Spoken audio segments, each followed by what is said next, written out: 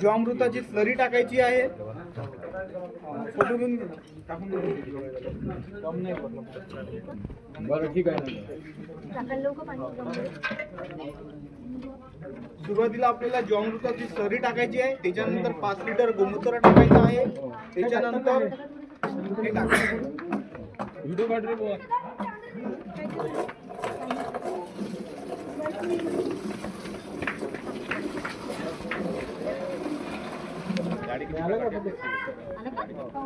त्याच्यानंतर आपल्याला चना डाळ किंवा तूर डाळ पण चालते. चना डाळ किंवा तूर डाळ अर्धा किलो घ्यायचं आहे.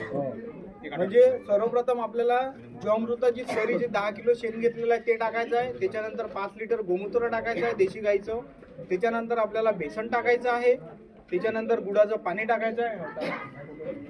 त्याच्यानंतर आपल्याला गूळ टाकायचा आहे. गूळ टाकल्यानंतर आपल्याला वळाखालची माती टाकायची आहे. ते आपल्याला कंटिन्यू झाडाच्या सावलीमध्ये ठेवायचं आहे. सूर्यप्रकाश आलेला नाही, गोंदपाटानं त्याचं झाकण बांधून ठेवायचं आहे. तर आपल्याला सकाळ आणि संध्याकाळ हलवायचं आहे आणि 7 दिवस ठेवायचं आहे. 7 दिवसानंतर जसं दही सडतं, दही सडल्यानंतर जसं आंबूचा वास येतो तसं जीवामृताचा वास येतो. त्याच्यानंतर ते आपल्याला जीवामृत गाडून फवारणीसाठी वापरायचं आहे. तर डायरेक्टली वापरायचं आहे. त्याच्यामध्ये कुठलंच पाणी वगैरे टाकायचं नाही.